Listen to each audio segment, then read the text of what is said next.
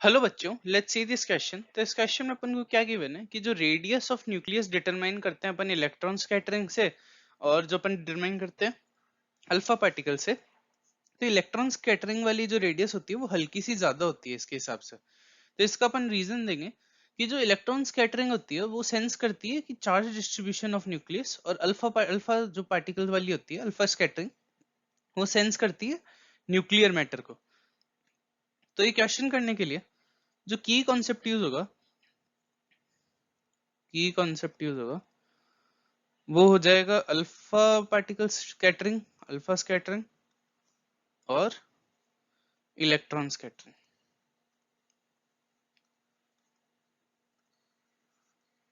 देखो, मान लो ये एटम है, ये न्यूक्लियस है, और ये इसके बाहर ऑर्बिट्स में इलेक्ट्रॉन्स है।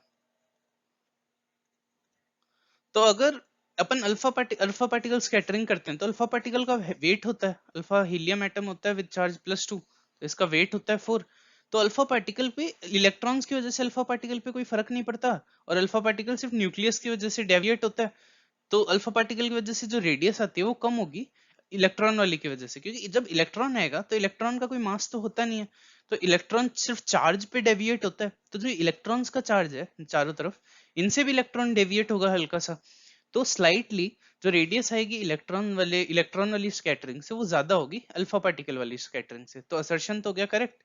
अब रीजन क्या दिया है कि इलेक्ट्रॉन स्कैटरिंग सेंस करता है चार्ज डिस्ट्रीब्यूशन को, और अल्फा सेंस करता है न्यूक्लियर मैटर को। तो ये भी करेक्ट है। ये अपन ने अभी एक्सप्लेन किया कि इलेक्ट्रॉन चार्ज की वजह से डेविएट होता है और अल्फा पार्टिकल न्यूक्लियस की वजह से डेविएट होता है। तो जो रीजन है वो करेक्ट एक्सप्लेनेशन भी है असर्शन का।